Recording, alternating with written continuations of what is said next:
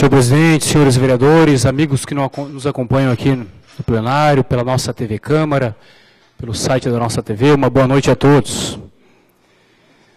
Senhores, eu venho nessa tribuna, mais uma vez, agora não apenas como vereador, mas eu venho também como munícipe de Florianópolis e como um cristão. E o assunto que eu vou abordar é muito delicado. E eu, na condição de legislador, compreendo claramente a linha tênue entre o certo e o errado, o real e o convencional desse assunto. Há alguns dias li uma matéria que o poder público fechou uma igreja evangélica no centro de Florianópolis. Eu tentei me informar o porquê realmente funcionava naquela localidade um templo evangélico há mais ou menos uns 4 meses alugado e foi fechado porque o som atrapalhava o entorno. Semana passada fui procurado por alguns líderes, pastores, diretoria da igreja, o advogado da Igreja Assembleia de Deus, e eles preocupados com a situação de alguns templos que vêm sendo notificados, autuados e até lacrados pela Floran. Senhores, com muita responsabilidade e tentando ser o mais isento possível, quero fazer aqui algumas reflexões e ponderações. Nós cristãos não queremos andar às margens da lei. No entanto, não queremos ser tratados com rigor da mesma, vereador Renato.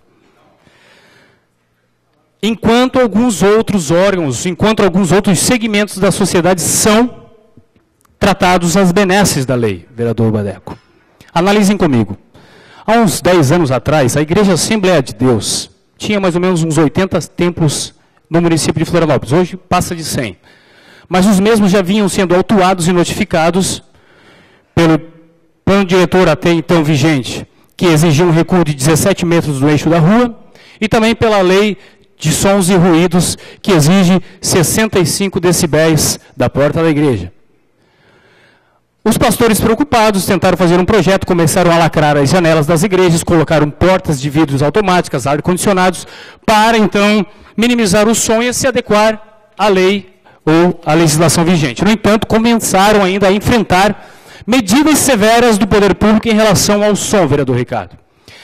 E é desigual o tratamento quando comparado a algumas atividades culturais do município. Eu cito aqui, por exemplo, o Carnaval, que é uma festa de apelo popular e que eu respeito muito, vereador Renato. No entanto, eu tenho a minha posição particular, mas o tratamento é desigual, porque a mesma lei beneficia o Carnaval e não a igreja. Por quê? Não só os 5 dias de Carnaval, mas muitos meses antes, escolas de sambas e blocos carnavalescos ensaiam em seus galpões e em praças públicas, com som às vezes ensurdecedor, e com o limite que passa do horário, que é até as 23 horas, e a Floran não multa e não há notificações. Alguns moradores esse ano me procuraram, moradores não evangélicos, e falaram: vereador, por que a escola de samba e blocos carnavalescos não fazem um tratamento acústico em seus galpões para não precisar ensaiar em praça pública e assim não incomodar com o som? Bom, comecei a pesquisar o porquê e realmente fui a fundo. Mas não só isso, com relação a templos também, o que está preocupando é que muitos desses templos estão sendo constantemente ameaçados por um plano diretor equivocado. Uma igreja, temos que entender que tem uma função social em um bairro. E dentre muitos templos, eu cito aqui um exemplo do Bom Abrigo. A Igreja Assembleia de Deus, existe sua construção ali há mais de 50 anos. E foi entrar com um pedido agora no poder público para reformar o templo e não pôde haver licença porque falaram que está fora do plano diretor, que precisa de um recuo de 17 metros do eixo da rua. Mas o que me causa estranheza é que na mesma rua, algumas edificações, algumas residências e comércios funcionam a menos tempo de construção que aquela igreja, e com um recuo bem menor, mas estão com licença e com pleno funcionamento. Me causa estranheza.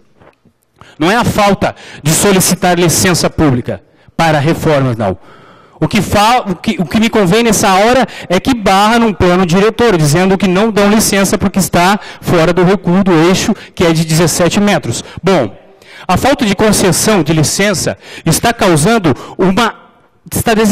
desencadeando uma ação pública contra muitos templos no município de Florianópolis, deixando de funcionar, estão funcionando precariamente e limitando o sagrado direito de liberdade a culto. Senhores, aqui eu ressalto o meu respeito ao poder público municipal, ao Ministério Público, por exemplo, mas precisamos sim entender a real função de um templo em uma comunidade, que atende filantropicamente, muitas vezes, o que o poder público não faz e não investe, que é numa sociedade, que é recuperação de vidas, que é tratamento de saúde de pessoas que às vezes não conseguem ir em um hospital, um pastor já se disponibiliza. Eu já falei isso aqui várias vezes, mas tudo bem.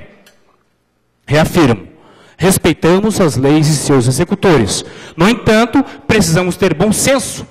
Tem congregações, igrejas que estão construídas há mais de meio século e já são patrimônios culturais naquela comunidade. Temos que tratar com bom senso, vereador Renato. A gente não quer andar fora das leis, mas a gente quer ser tratado da mesma forma. Então, eu quero aqui informar que vou preparar, sim, uma grande manifestação em prol da liberdade religiosa e precisamos pensar com responsabilidade no próximo plano diretor. Vou analisar mais a fundo a lei de silêncio e ruído.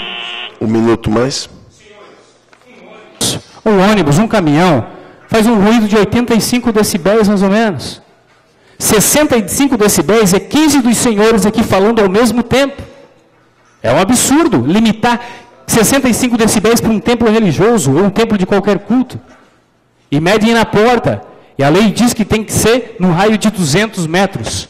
Mas aqui eu quero parabenizar pastores, líderes religiosos que brigam incansavelmente, que têm a fé e a Bíblia como regra de vida, e quero dizer que vou continuar batalhando e lutando pelos senhores em prol de uma vitória. Muito obrigado, que Deus abençoe.